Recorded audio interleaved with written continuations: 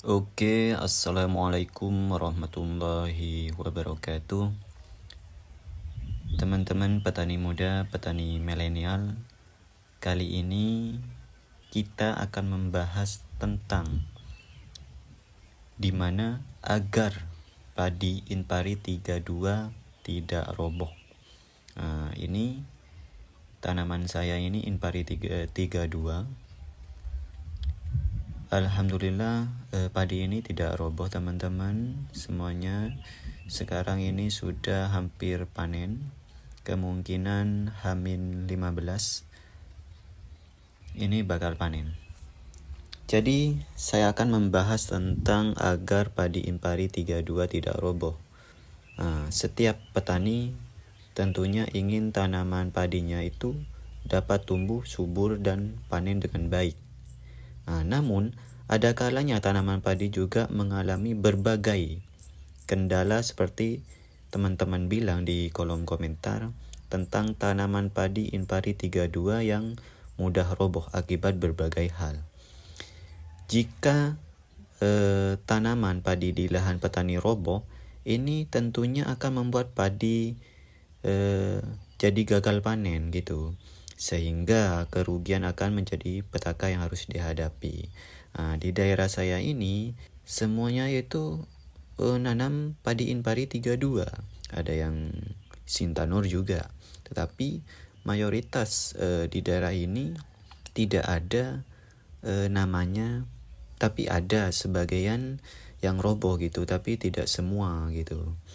Jadi kita simak bagaimana caranya mencegah tanaman padi tidak roboh sesuai dengan pengalaman teman-teman, pengalaman saya juga. Sebelum merajuk ke caranya, kita pengen tahu penyebab tanaman padi roboh. Kan gitu teman-teman. Ada beberapa penyebab tanaman padi menjadi roboh, seperti yang saya baca di artikel dan juga tanya-tanya ke petani yang ada di daerah sini. Ya biasanya ya karena cuaca teman-teman. Namun juga ada faktor-faktor yang bisa teman-teman perhatikan.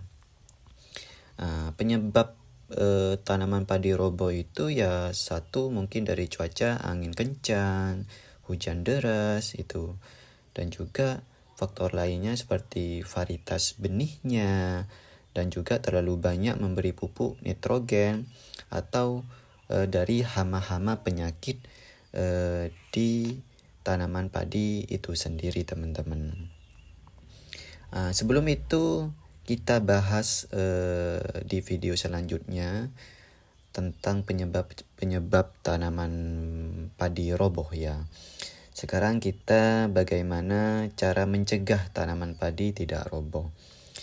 Yang pertama yaitu gunakan varietas padi unggul berbatang tidak terlalu tinggi. Seperti punya saya ini ya menurut saya ya tidak terlalu tinggi dengan varietas yang saya gunakan.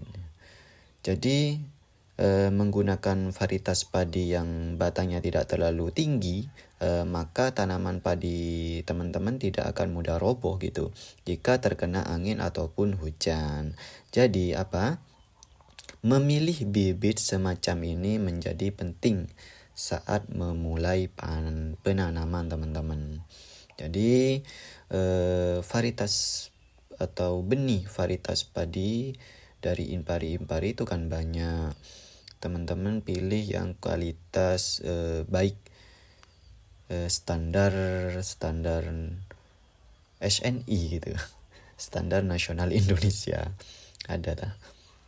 Yang kedua yaitu memberi pupuk yang seimbang.